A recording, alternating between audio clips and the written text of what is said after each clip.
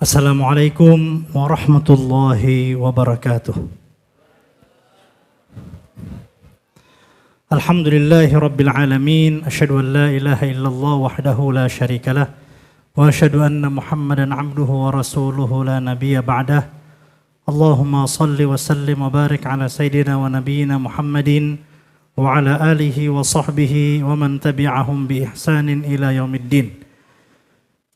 Subhanaka la ilma lana illa ma 'allamtana innaka antal alimul hakim wa la fahma lana illa ma fahamtana innaka antal jawadul halim fa'allimna ma yanfa'una wanfa'na bima 'allamtana wa zidna ilman walhamdulillahi rabbil alamin. Asatidzah sekalian yang dimuliakan Allah, alhamdulillahi rabbil alamin, pada kesempatan yang berbahagia ini Allah memberi kita kesehatan, keafiatan, umur panjang untuk hadir bersama pada kesempatan ini melaksanakan kajian untuk mengisi ilmu, mengisi pengetahuan, termasuk mengisi iman dan mengisi ukhuwah, persaudaraan di antara kita semuanya. Dan tema yang akan kita bahas pada kali ini tema yang sangat penting yang menjadi dasar dari seluruh aktivitas kegiatan kita di Ibnu Abbas ini. Tema kali ini adalah tentang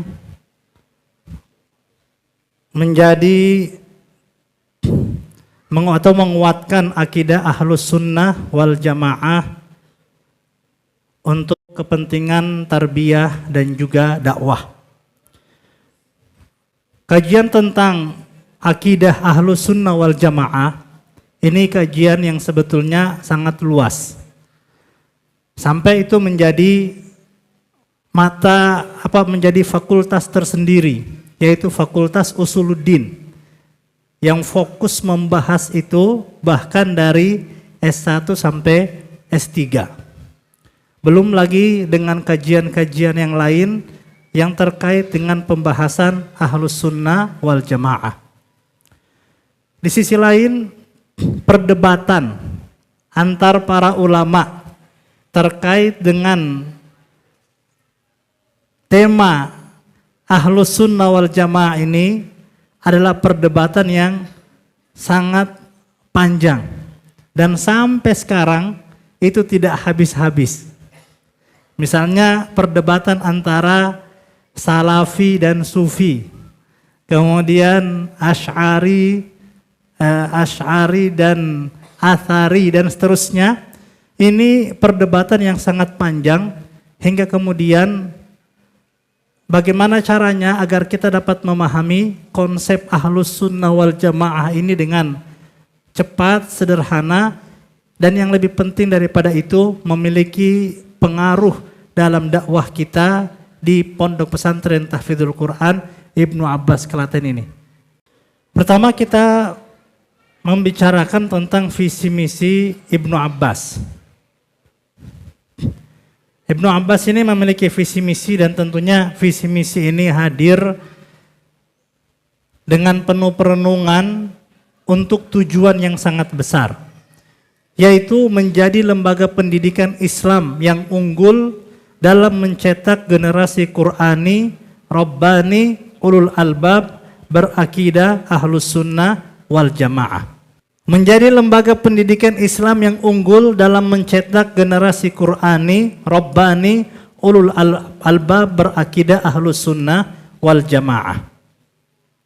Apa yang dimaksud dengan akidah Ahlus Sunnah wal Jamaah?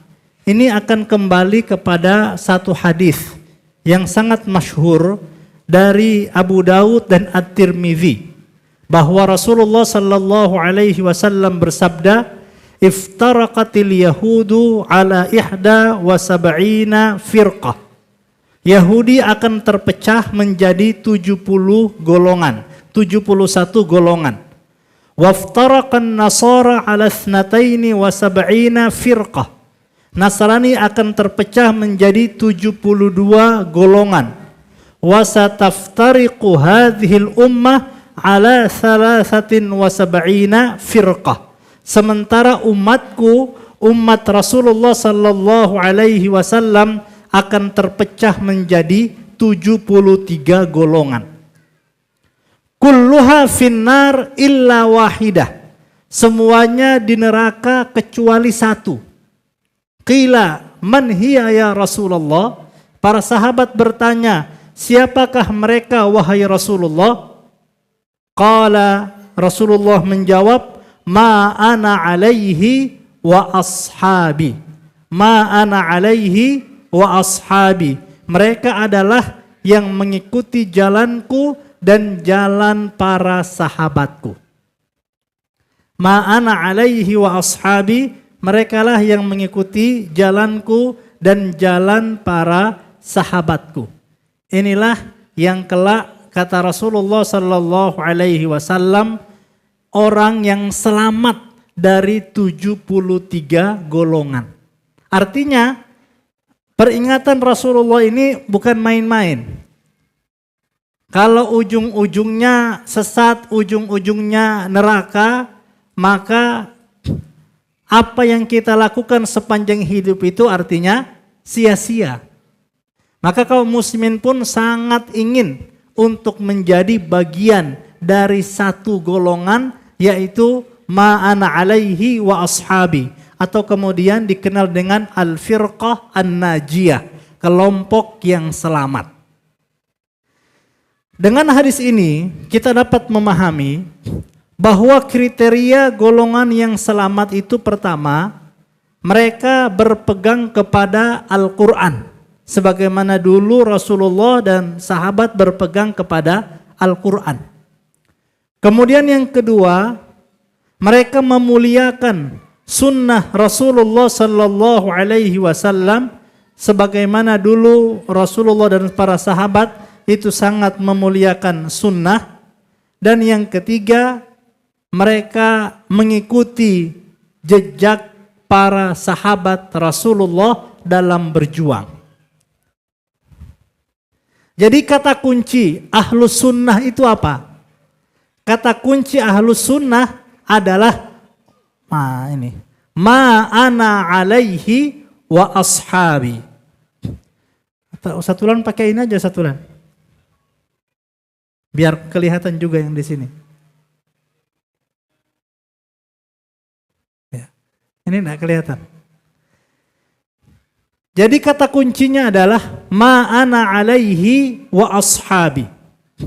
Ma ana alaihi wa ashabi, itu kuncinya, yaitu golongan yang mengikuti jalanku dan jalan para sahabatku. Ketika Ustadz Mu'in Allahu yarham menjadikan pondok ini, mencantumkan dalam visi misi untuk menjadi pondok Ahlus Sunnah wal Jamaah, artinya apa? Ustadz Mu'in sangat menginginkan pondok ini tercipta suasana seperti suasana dulu Rasulullah dan para sahabat. Bagaimana suasana mereka? Saling menghormati, saling mendukung, saling memuliakan satu sama lain, saling berbagi, saling empati antar sesama, penuh kasih sayang, penuh persaudaraan. Itu sebetulnya yang ingin diwujudkan melalui pondok ini. Dengan kalimat menjadi ahlus sunnah wal jamaah. Artinya apa? Sesuai dengan apa yang diajarkan oleh Rasulullah dan juga para sahabat. Saya jadi teringat ya, kisah Umar bin Khattab radhiyallahu anhu yang diangkat menjadi hakim konstitusi pada masa Abu Bakar As-Siddiq.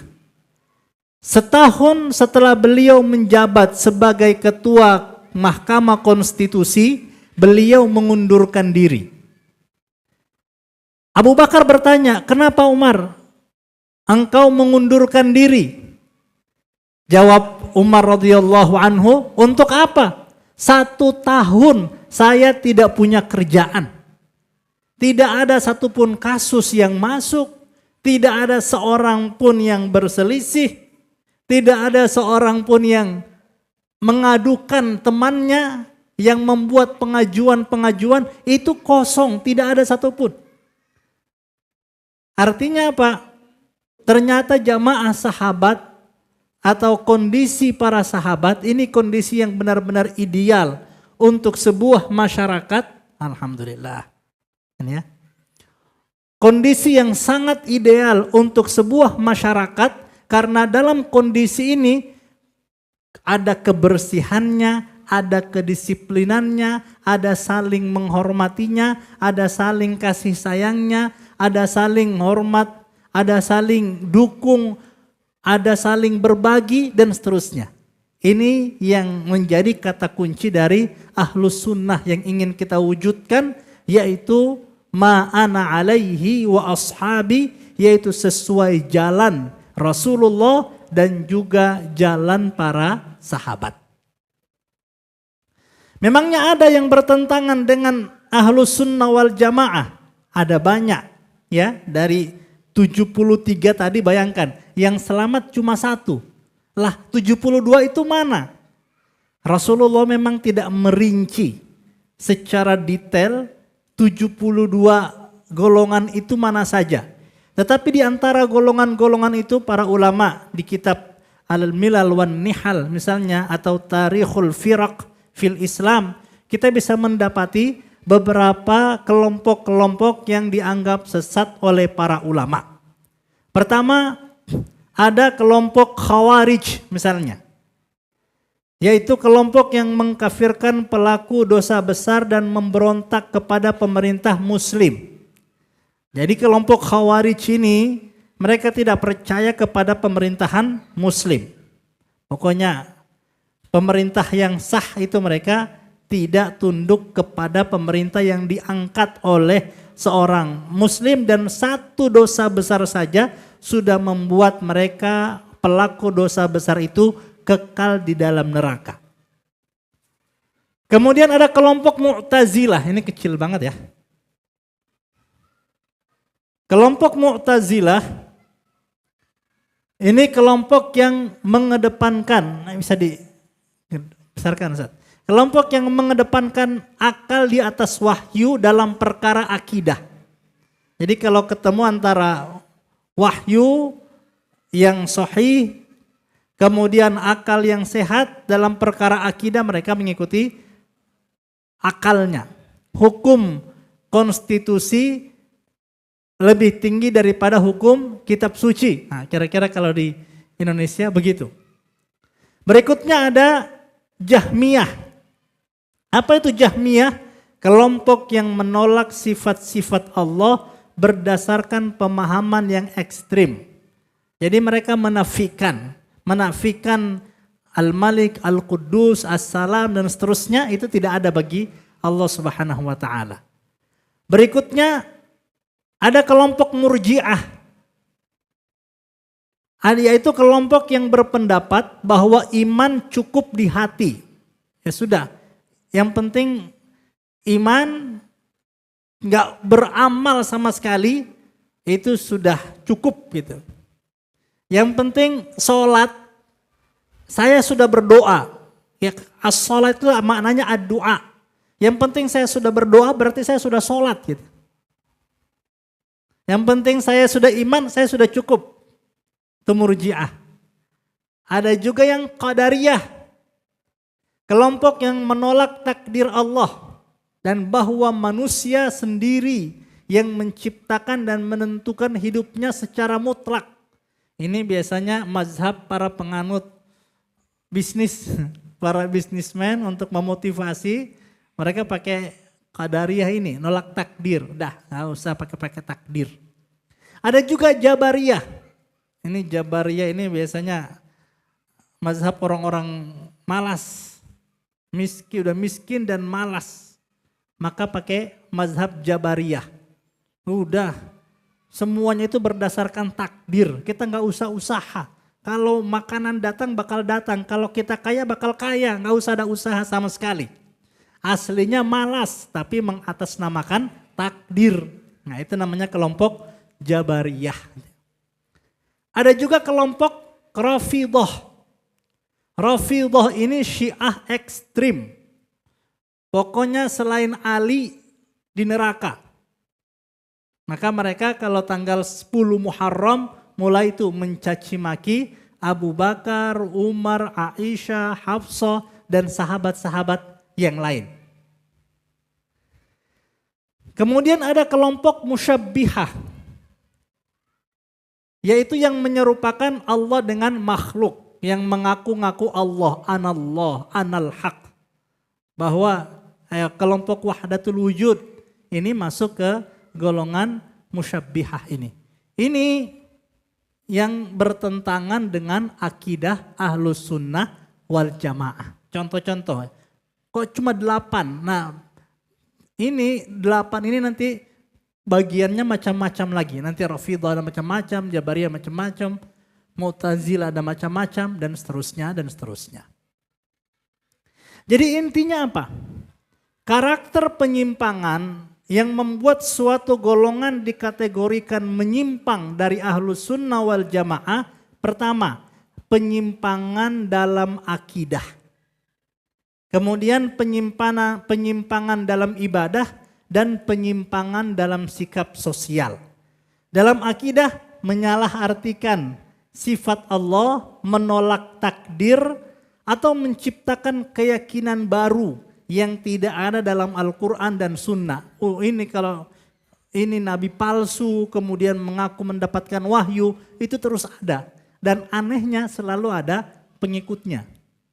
Berikutnya penyimpangan dalam ibadah. Melakukan ritual yang bertentangan dengan syariat Islam. Mereka sholat, mereka azan, mereka puasa, mereka jamaah. Tapi sholatnya di gereja, imamnya perempuan, jamaahnya bercampur baur antara perempuan dan laki-laki. Kemudian peringatan mereka azan, tapi azannya dibarengkan dengan penyanyi lagu misa di gereja pas waktu Natal. Mereka sholawatan, tapi sholawatan itu digunakan untuk menuntun salib gitu ya. Ini penyimpangan dalam ibadah. Berikutnya penyimpangan dalam sikap sosial. Memecah belah umat dengan kebencian, kekerasan, atau mengkafirkan tanpa dasar yang benar. Ini 3 kriteria penyimpangan. Jadi pengertian ahlus sunnah wal jamaah apa? Nah, pengertian ahlus sunnah wal jamaah itu kelompok umat Islam yang berpegang teguh pada ajaran Rasulullah dan para sahabat dalam akidah, ibadah, dan akhlak. Ini sebetulnya yang ingin diwujudkan oleh Ustadz Mu'in Allahu yarham melalui pondok Ibnu Abbas ini, agar pondok kita ini memang pondok yang berpegang teguh pada ajaran Rasulullah dan para sahabat, yang baik dalam akidahnya, benar dalam ibadahnya, dan kuat dalam akhlaknya. Prinsip-prinsipnya apa? Ini tauhid sejati, tidak menyekutukan Allah dalam bentuk apapun, mengikuti Rasulullah, beramal sesuai sunnah, mengikuti sahabat, menjadikan pemahaman para sahabat sebagai pedoman, menjauhi bid'ah, hal-hal yang baru yang tidak punya dasar dalam agama, dalam hal agama ya. Kalau dunia berkembang terus. Kalau bid'ah dalam hal agama ini dihindari, inovasi dalam agama yang tidak memiliki dasar dalil. Berikutnya menjaga persatuan umat, mengutamakan ukhuwah Islamiyah. Nah, ini maksud dari ahlus sunnah wal jamaah. Oke, sekarang kalau kita lihat dalam fikih itu ada mazhabnya, ya ini mungkin pembicaraannya lebih detail ini. Ini Ustadz Iskandar yang jago dalam hal ini. Ustadz Iskandar, beliau ada. Ini nanti kalau detailnya langsung ke Ustadz Iskandar insya Allah. Yang lebih detail tentang mazhab-mazhab dalam akidah ahlus sunnah wal jamaah. Jadi dalam sebagaimana fikih itu ada mazhab Hambali, ada mazhab Hanafi dulu ya, baru Maliki, kemudian Syafi'i dan Hambali sesuai urutan lahir para imamnya. Maka dalam akidah ahlus sunnah wal jamaah ini, dalam dunia Islam, di dunia ini itu ada mazhab masing-masing yang diikuti oleh ulama-ulama terkenal dan didukung oleh institusi-institusi terkemuka. Sehingga ini saya ingin menyampaikan supaya kita tidak kagetan, kok beda. Wah, ini ada yang keliru ini. Athariyah semuanya. Ini saya langsung ubah di sini. Tadi saya minta ini. Ini sebetulnya yang pertama Athariyah, kemudian yang kedua Asy'ariyah, ya, dan yang ketiga Maturidiyah. Nah, ini yang benar. Ini 3 mazhab dalam untuk asatidzah yang sudah pernah belajar, insya Allah ini sangat masyhur, tapi kalau bagi yang baru mengenal, ini kita ingin mengenalkan supaya kita tidak kagetan dengan beberapa perbedaan yang terjadi di lapangan. Athariyah, Asy'ariyah, dan Maturidiyah. Ketiga ini semuanya bagian dari Ahlus Sunnah wal Jamaah. Saya ingin menyederhanakan pembahasan ini ya, walaupun sebetulnya pembahasan ini syadid, sangat detail. Bahkan antara satu firqah dengan firqah yang lain ini saling mengkafirkan. Asy'ariyah mengkafirkan Athariyah, Athariyah mengkafirkan Asy'ariyah dan seterusnya bagi orang-orang yang ekstrim, ya, bagi orang yang ekstrim. Tapi insya Allah kita tidak sampai masuk ke situ. Untuk Athariyah, ya, untuk Athariyah imam yang terkenal ini ada Imam Ahmad bin Hambal, Imam Ibnu Taimiyah, Imam Ibnu Qayyim al-Jauziyah. Imam dari Asy'ariyah atau Asy'ariyah ini ada Imam Abu Hasan al-Asy'ari, Abu Hamid al-Ghazali, Imam bin Yahya bin Syaraf an-Nawawi, dan Imam Ibnu Hajar al-Asqalani. Berikutnya kalau dari Maturidiyah kita kenal ada Imam Abu Mansur al-Maturidi, Imam An-Nasafi, Imam al-Bazdawi, dan Imam Fakhruddin ar-Razi. Ya, ini secara institusi Athariyah ini yang paling banyak diajarkan di Universitas Islam Madinah. Asy'ariyah ini yang diajarkan di Universitas Al-Azhar. Maturidiyah ini banyak diajarkan misalnya di Tunisia. Di Afrika itu banyak menganut mazhab Maturidiyah. Itu secara institusi ini baik secara ulama maupun secara institusi maupun referensi keilmuan ini sebetulnya sangat kuat. Apa persamaan dari ketiga kelompok? Persamaan ketiga kelompok ini pertama kesatuan dalam akidah.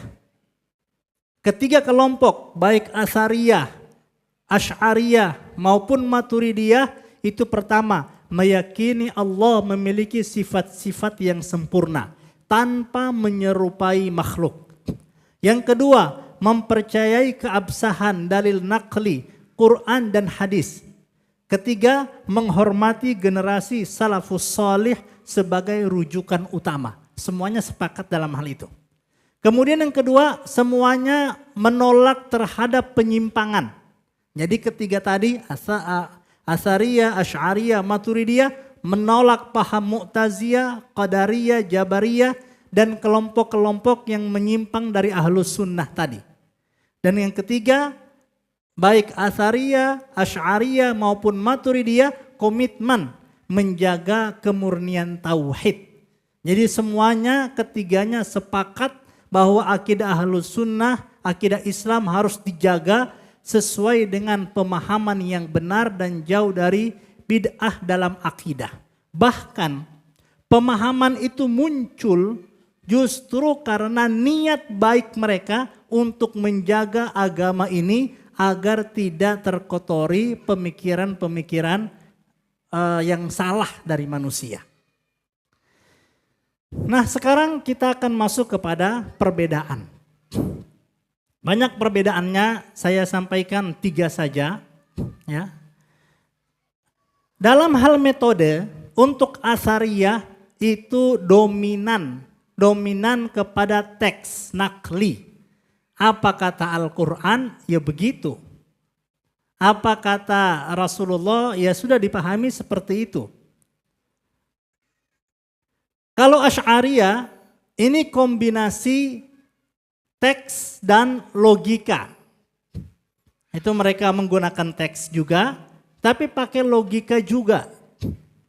Sementara Maturidiyah, ini logika lebih dominan tetapi tetap berlandaskan teks. Jadi sisi rasionalnya itu lebih banyak di kitab-kitab Maturidiyah. Kalau untuk Asariyah contohnya akidah wasatiyah, Asy'ariyah contohnya al-ibana, Maturidiyah contohnya akidah tahawiyah gitu ya. Untuk rujukan kitab-kitab dasarnya gitu ya. Berikutnya mereka Asariyah. Ini kita ada yang salah ini. Ini ada yang salah di sini, bahaya banget loh. Karena pendukung-pendukungnya bakal tidak terima. Ini mohon maaf, tadi saya nitip buat bikin PPT, jadi belum saya cek lagi. Tidak melakukan takwil. Kalau Asy'ariyah itu melakukan takwil jika diperlukan. Maturidiyah takwil lebih jarang dan hati-hati. Berikutnya menghindari ilmu kalam. Asy'ariyah memanfaatkan ilmu kalam. Berikutnya Maturidiyah penggunaan akal lebih luas dan fokus pada qada dan qadar. Saya contohkan, mohon maaf. Contohnya misalnya yadullah, tangan Allah. Tangan Allah, ya tangan Allah gitu ya. Berdasarkan teks. Kalau Asy'ariyah misalnya tangan Allah itu ya kekuatan. Ya, kekuatan. Kemudian mereka misalnya yanzilu rabbuna ila sama'id dunya fi thulutsail lail. Sesungguhnya Allah turun ke langit dunia pada sepertiga malam terakhir. Bagaimana Allah turun? Ya Allah turun, tapi kita tidak tahu bagaimana turunnya.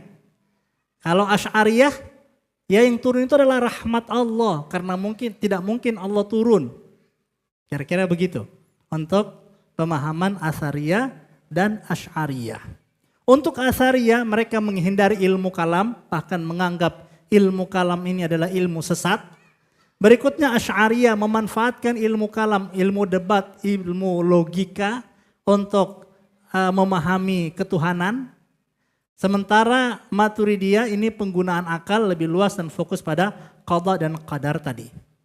Secara umum dalam memahami sifat-sifat khabariyah atau ayat mutasyabihat. Ini sebetulnya ayat hunna ayatun muhkamat wa ukharu mutasyabihat. Wa ukharu mutasyabihat. Ayat-ayat yang mutasyabih. Mutasyabih ini sifat khabariyah yang menunjukkan tentang sifat-sifat Allah. Seperti yadullah, kemudian inna quluba bani adama baina usbu'air rahman. Sesungguhnya hati manusia di antara jari-jari Allah Subhanahu wa taala.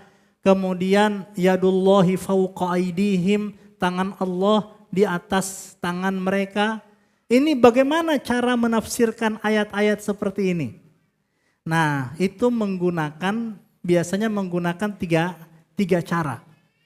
Pertama, dari segi makna dan sifat ini menggunakan tafwid. Tafwidnya yadullah, ya sudah, wallahu a'lam. Tangan Allah wallahu a'lam. Kemudian itu tafwid. Tafwid itu artinya menyerahkan makna sepenuhnya kepada Allah Subhanahu wa taala. Saya tidak tahu, wallahu a'lam, maknanya apa. Kalau takwil memberikan interpretasi metaforis. Yadullahi fawqa aydihim artinya kekuatan Allah di atas kekuatan mereka. Yang paling sering Ar-Rahmanu 'alal 'arsyis stawa. Ini paling banyak ini. Ma makna stawa itu ya. Ya istawa gitu. Wallahu a'lam maknanya. Kalau Asy'ari istawa itu ya istaula menguasai. Artinya Allah Subhanahu wa taala menguasai makhluknya dan tidak berada pada tempat tertentu. Itu takwil. Ada juga yang isbat. Isbat ini lillahi yad. Allah punya tangan. Ma yaliqu bijalalih, yang sesuai dengan kemuliaan Allah Subhanahu wa taala. Kita tidak tahu bagaimana tangan, yang jelas ketika Allah disebutkan ada tangan, ya ada, tapi wallahu a'lam bagaimana. Itu namanya isbat. Penggunaan akal tidak melibatkan akal dalam penafsiran, tafwid. Jadi kalau tafwid ini sudah pasrah total. Takwil melibatkan akal untuk memahami makna simbolis. Sementara isbat itu menetapkan tetapi terbatas hanya dalam memahami zahir teks. Dalam tafwid pasrah kepada Allah tanpa detail. Takwil penafsiran untuk menghindari tasbih. Kenapa ada takwil? Kenapa ada takwil? Jadi sekali lagi kita berangkat bahwa para ulama melakukan takwil itu untuk tanzih, untuk untuk mensucikan Allah dari sifat-sifat manusia.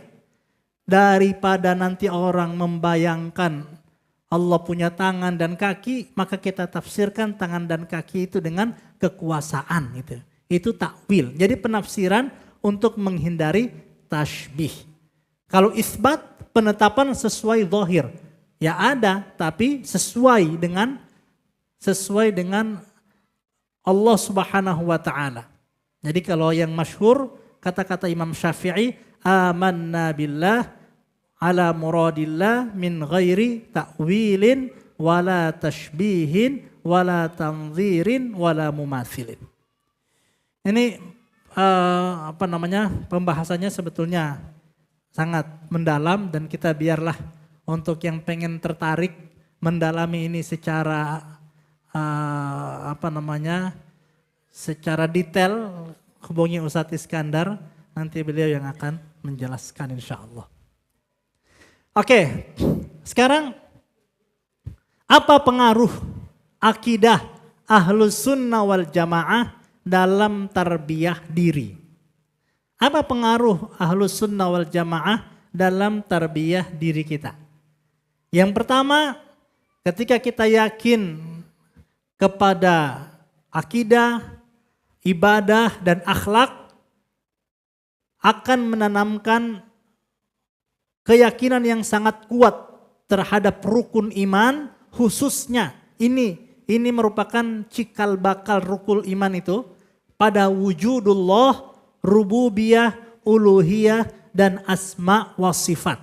Ini merupakan akar dari rukun iman. Kita tidak akan percaya kepada malaikat, kitab, rasul, hari akhir, qada dan qadar kalau kita tidak percaya kepada Allah.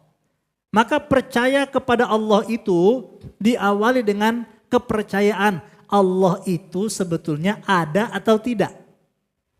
Mulai dari situ, Allah itu ada atau tidak. Nah, dengan akidah Ahlus Sunnah wal Jamaah, kita percaya kepada wujudullah, Allah itu ada. Apa bukti Allah ada? Ada namanya dalil fitrah. Dalil fitrah itu adalah fitrah manusia yang memang mengakui adanya Tuhan di dalam hatinya. Kemudian dalil akli itu apa yang kita lihat di alam semesta. Tidak mungkin ini terjadi tanpa ada yang menciptakan. Dan yang berikutnya dalil nakli tentunya banyak sekali dalam Al-Quran. Allahu la ilaha illa huwal hayyul qayyum dan seterusnya. Rububiyah apa? Rububiyah keyakinan bahwa Allah yang memberi kita minum, memberi kita makan, memberi kita tidur, memberi kita ngantuk, memberi kita kekuatan dan seterusnya. Uluhiyah apa? Uluhiyah bahwa hanya Allah yang kita sembah, Allah yang kita agungkan. Dan berikutnya asma wa sifat, ini keyakinan kita tentang sifat-sifat mulia yang ada pada Allah Subhanahu wa ta'ala. Berikutnya Pengaruh akidah dalam tarbiyah diri adalah ketika kita yakin Allah itu ada, melihat kita, kemudian memberi kita, dan untuk mewujudkan bagaimana cara menyembah Allah yang baik diutusnya para rasul, maka disinilah kita akan semangat untuk menghidupkan sunnah Rasul, mencintai Rasul sepenuh hati, sebab dialah yang menjadi utusan Allah, menjadi wasilah kita untuk mengenal Allah Subhanahu wa taala. Berikutnya menjadikan Rasulullah sebagai teladan utama, berikutnya meningkatkan ibadah yang sesuai dengan tuntunan syariat. Berikutnya ketika kita memiliki keyakinan yang kuat dalam hati tentang rukun iman, rukun Islam, dan rukun ihsan, kita akan mudah mengambil teladan dari perjuangan para sahabat, baik dalam akidahnya, baik dalam ibadahnya, dan yang berikutnya dalam akhlaknya. Itu langsung kita bisa lihat bagaimana karakter kerja perjuangan para sahabat dalam kehidupan mereka. Hadirin sekalian yang dimuliakan Allah, para asatidzah, kemudian pengaruh akidah dalam dakwah sosial. Nah ini terakhir ya, pengaruh akidah dalam dakwah sosial. Ternyata hadis ini selain sebagai hadis akidah juga sekaligus sebagai hadis dakwah. Maksudnya bagaimana? Sataftariqu ummati ala 73 firqah kulluha finnar illa wahidah. Akan terpecah umatku ini menjadi 73 golongan. 72 di neraka, 1 di surga. Yang satu ini, yang di surga ini, mereka disebut dengan umat ijabah. Ummatul ijabah. Ummatul ijabah apa? Mereka telah menerima ajaran Islam dengan keimanan dan ketaatan.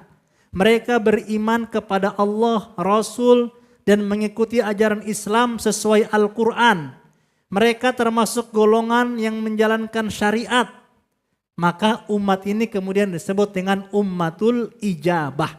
Sementara 73 golongan yang kemungkinan masuk neraka tadi, ini disebut dengan umat dakwah.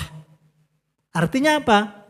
Kalau sekarang ini insya Allah kita termasuk pada umat ijabah, memandang Mu'tazilah, Khawarij, Jabariyah, Qadariyah tadi, bukan memandang mereka ini neraka, ini pasti kekal, ini jahanam ini.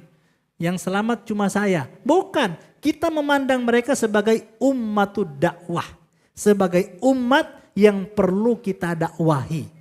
Ketika mereka tidak sholat misalnya, kita pandang mereka sebagai ummatud dakwah yang perlu kita ajak kepada Islam.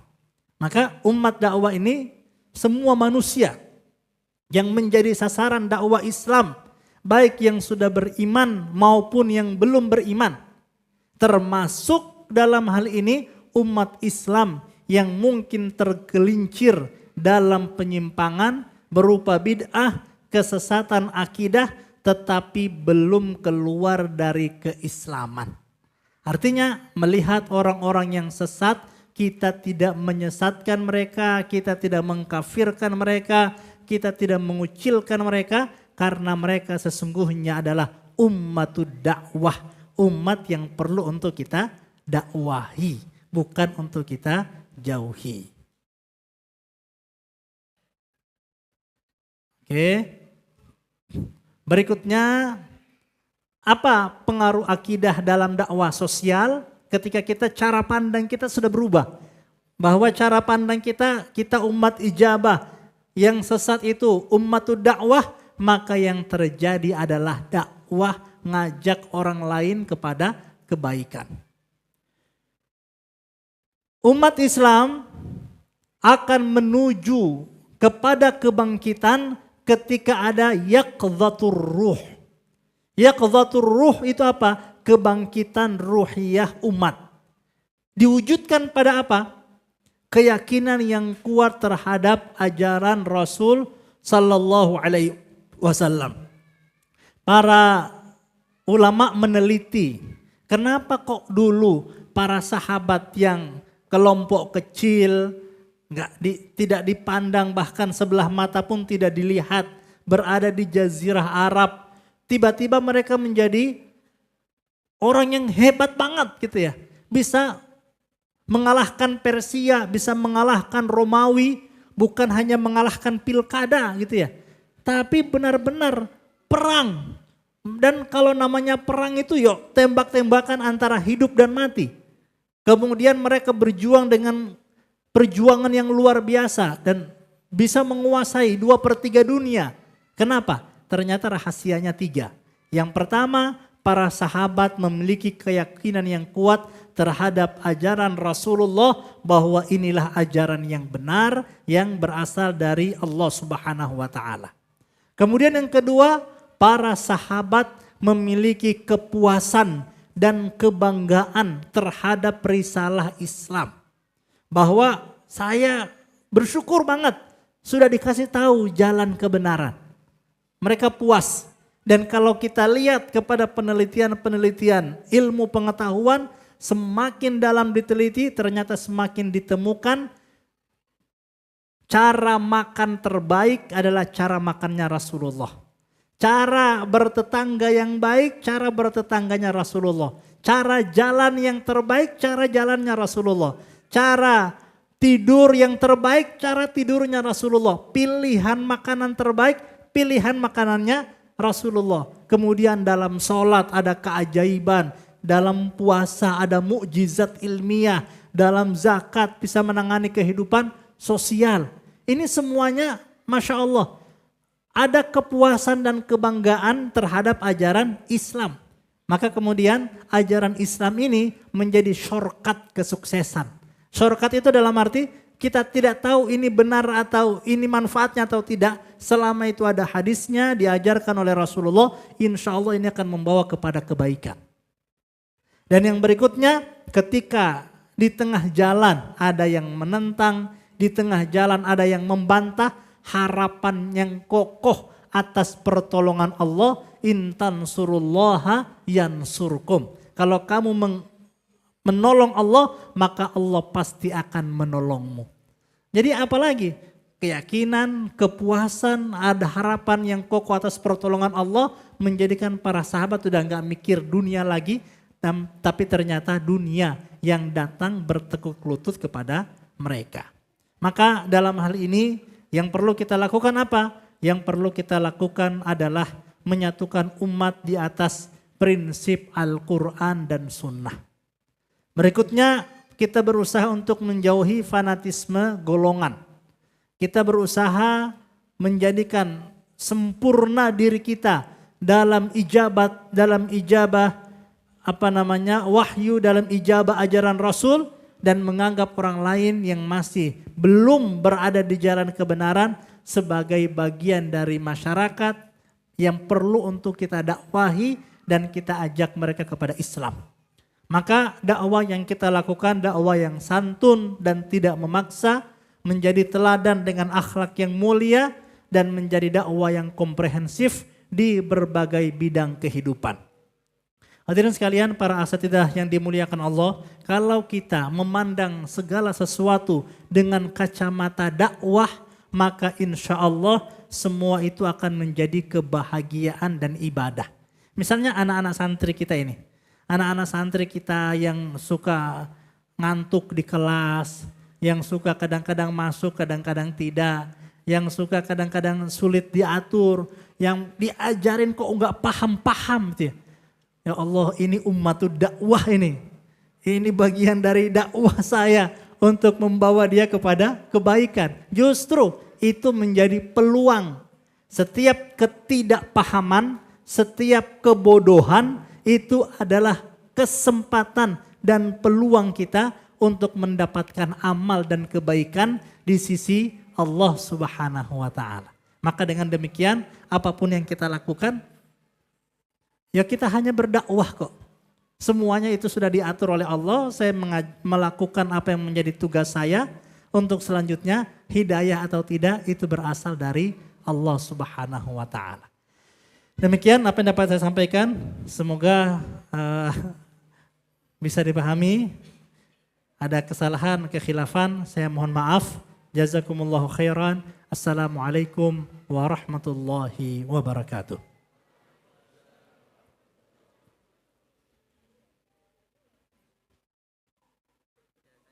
Ya.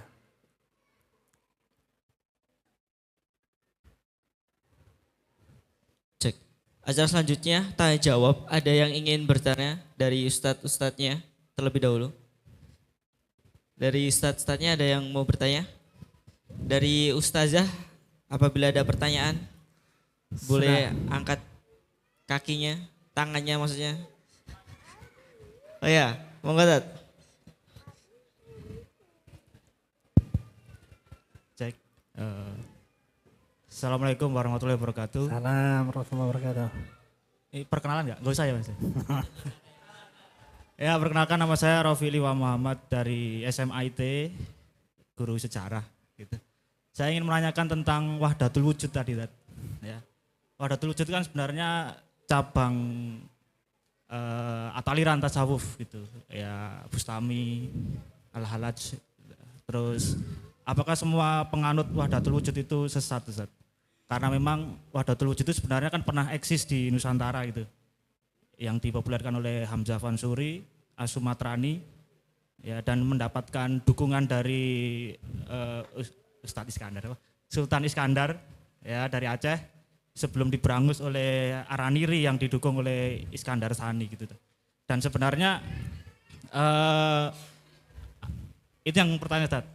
Yang kedua, apakah ada kaitan antara Wahdatul Wujud dengan Manunggaling Kawula Gusti, Ustadz? Karena memang itu menjadi satu aliran yang populer di kerajaan-kerajaan Nusantara gitu, terutama di Kesultanan Yogyakarta. Gitu. Ya, terima kasih Ustaz, itu saja. Mau dijawab langsung atau dikumpulkan terlebih dahulu Ustaz? Ya, dikumpulkan aja ya. Kumpulkan dulu, oke. Ada yang ingin bertanya lagi? Dari Ustazah? Dari Ustazah, apakah ada? Apakah ada dari Ustazah? Ada.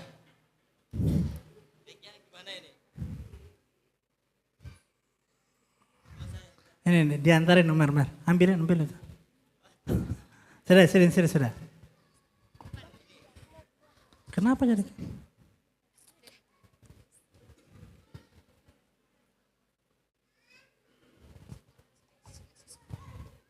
Ya.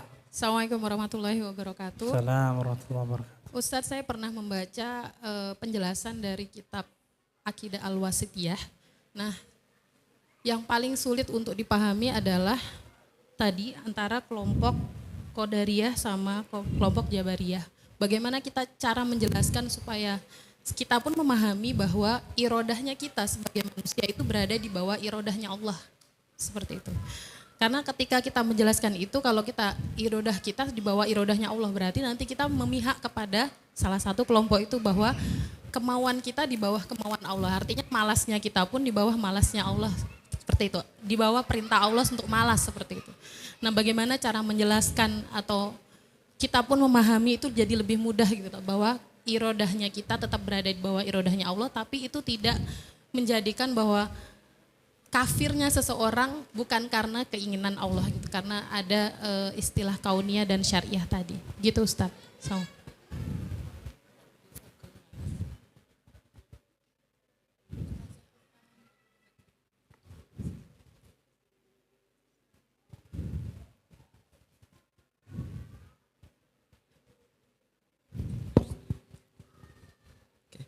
Ada satu pertanyaan lagi Ustaz. Dari saya dapat surat. Afwan Ustaz, minta tolong dijelaskan penyimpangan-penyimpangan Syiah terhadap akidah Islam itu seperti apa. Jazakallah khairan. Cukup 3 atau Ya, ada lagi? cukup Ustaz. Oke. Perlu saya rangkum lagi nggak, Ustaz? Enggak usah. Oh, nggak usah, siap. Sudah, enggak usah ya. Baik. Terkait dengan wahdatul wujud. Wahdatul wujud ini menjadi pembahasan tersendiri, salah satunya di buku Haqiqatut Tauhid, karya Dr. Di situ nggak ada ya. Karya Imam Al-Ghazali. Ya bukan. Syekh Yusuf Al-Qaradawi. Jadi memang kenapa wahdatul wujud ini berkembang dengan luas? Karena orang-orang yang berpaham wahdatul wujud ini, mereka yakin bahwa mereka adalah tauhid sejati. Mereka yakin mereka adalah ahli tauhid sejati. Ya. Kalau misalnya keberadaan kita ini ya, jadi keberadaan kita ini hanyalah pantulan keberadaan Allah. Kita ini nggak ada. Aslinya nggak ada, hanya sekedar pantulan. Yang ada hanyalah Allah. Gitu. Maka kemudian kalau kita ini menganggap kita ada, berarti kita menganggap ada dua keberadaan. Yaitu keberadaan kita dan keberadaan Allah gitu ya. Maka kita adalah Allah, Allah adalah kita hanyalah pantulan dari kekuasaan Allah gitu ya. Ini paham wahdatul wujud yang kemudian membuat banyak beberapa sampai sekarang beberapa masih ada ya, seperti beberapa saya belajar filsafat Jawa itu, misalnya filsafat Suwung dan yang lain-lain itu ada juga paham-paham tentang wahdatul wujud di antara filsafat-filsafat itu. Nah, kenapa filsafat wahdatul wujud ini menjadi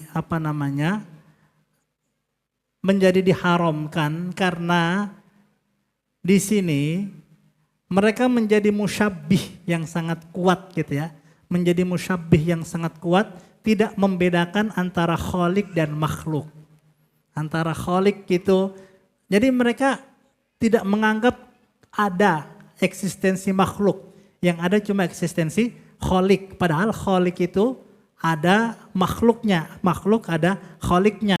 Dan antara khalik dan makhluk itu dua hal yang berbeda. Nah bagi pemeluk wahdatul wujud itu menganggap keduanya sama. Nah maka kemudian ini dianggap akidah yang ingkar. Ya, akidah yang sesat, yang keluar dari millah karena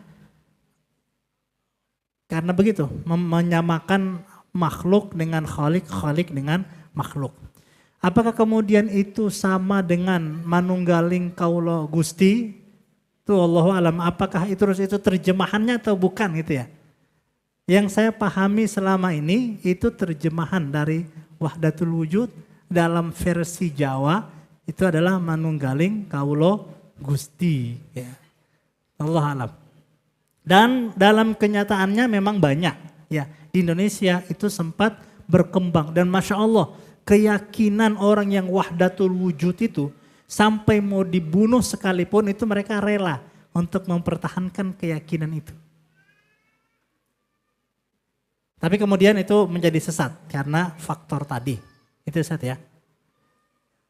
Kemudian terkait dengan Qadariyah, Jabariyah, wallahu alam. Adapun tadi kenapa kenapa itu banyak berkembang di Nusantara? Itu antum yang mencari jawabannya sebagai guru sejarah dan kasih tahu kami kalau sudah ketemu jawabannya. Kemudian terkait dengan Qadariyah dan Jabariyah, ayat 2 baris terakhir surat At-Takwir ini memberikan sedikit memberikan pencerahan dan ketenangan batin. Ketika Allah Subhanahu wa taala menyatakan fa aina tadhhabun? Nah, kamu mau kemana? Fa aina tadhhabun? Kalian mau kemana? In huwa illa dzikrul lil alamin. Ayat-ayat yang ada ini, Al-Quran yang diturunkan kepada Rasulullah melalui malaikat Jibril hanya dzikrun lil alamin, peringatan bagi semesta alam. Jadi Al-Quran ini peringatan. Bagi siapa? Bagi semesta alam. Liman sya'a minkum ayyastaqim. bagi siapa di antara kalian yang mau untuk istiqomah. Yang mau untuk istiqomah. Sama persis seperti sabda Rasulullah sallallahu alaihi wasallam, kullu ummati yadkhulunal jannah illa man aba. Semua umatku akan masuk surga kecuali yang tidak mau. Nah, di sini juga bahwa Al-Qur'an ini akan menjadi peringatan bagi yang mau untuk istiqomah. Wa ma tasyauna illa ayyasha Allahu rabbul alamin. Wa ma tasyauna, dan kalian tidak menginginkan sesuatu illa ayyasha Allahu rabbul alamin, kecuali semua itu sudah atas kehendak Allah Rabbul Alamin, Allah yang maha kuasa. Jadi Allah Subhanahu wa taala sebetulnya mengetahui apa yang akan terjadi di masa datang. Allah tahu apa yang akan terjadi pada kita. Allah tahu apa yang akan kita lakukan besok, besoknya, kapan kita meninggal, apa yang akan kita lakukan sebelum kita meninggal, apa yang akan dilakukan oleh keluarga kita dan masyarakat kita. Allah tahu semuanya. Dan itu atas kehendak Allah memberikan kita kekuatan untuk melakukan itu. Tetapi kita pun dibekali ikhtiar. Di mana ikhtiar itu kita memiliki kehendak untuk memilih. Di sisi itulah kemampuan kita untuk memilih, liman syaa minkum, kemampuan kita untuk melakukan atau tidak melakukan, berbuat atau tidak berbuat, makan atau tidak makan, minum atau tidak minum, kita diberikan kemampuan itu oleh Allah. Maka di sisi itulah pada kemampuan kita melakukan sesuatu itu, kita akan dimintai pertanggungjawaban. Kan misalnya begini, saya megang air, terus saya lepas. Siapa yang megang air, siapa yang melepaskan air? Kalau Jabariyah bilang, yang megang air Allah, yang melepaskan air juga Allah gitu. Kita terlepas dari takdir. Kalau Qadariyah, nggak ada campur tangan Allah. Pokoknya ini manusia. Kalau Ahlus Sunnah wal Jamaah, bahwa saya punya kehendak, pilihan untuk memegang air dan melepaskan air, sementara Allah Subhanahu wa taala memberikan saya kemampuan itu. Jadi kemampuan, potensi, fa'alhamaha fujuraha wa taqwaha, itu yang Allah berikan kepada kita. Apa yang akan kita lakukan dengan potensi yang ada pada kita, itu kita sendiri. Kita sendiri yang akan diminta pertanggungjawaban, dan Allah tahu apa yang akan kita lakukan dengan hal tersebut. Jadi memang agak rumit ini. Jadi intinya apa? Intinya adalah ketidaktahuan kita tentang masa depan, kemudian kemampuan kita untuk memilih apa yang akan kita lakukan pada masa depan itu, itulah potensi yang Allah Subhanahu wa taala berikan kepada kita, mau memilih buruk atau memilih baik. Dan Allah Subhanahu wa taala tahu apa yang akan kita lakukan pada masa depan itu. Nah, untuk mengarah ke sana, makanya kita minta. Kenapa kita tetap meminta hidayah kepada Allah? Karena Allah tahu, ya Allah, salah satu cara untuk membelokkan takdir itu dengan doa. Salah satu cara untuk membelokkan takdir itu adalah dengan doa.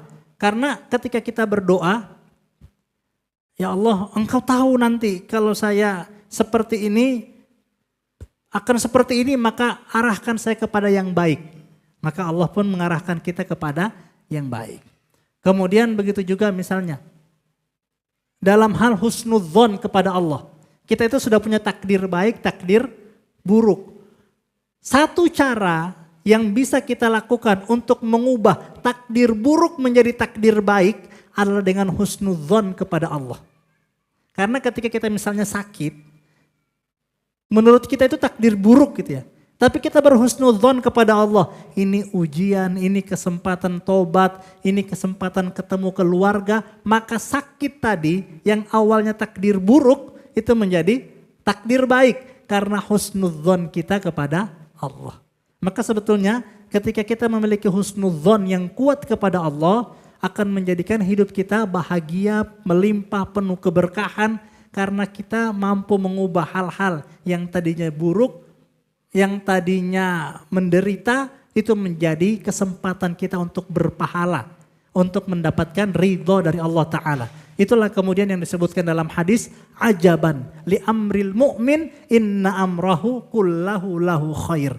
Sangat menakjubkan perkara orang beriman, apapun yang menimpa dia pasti baik. Mau sehat, mau sakit pasti baik.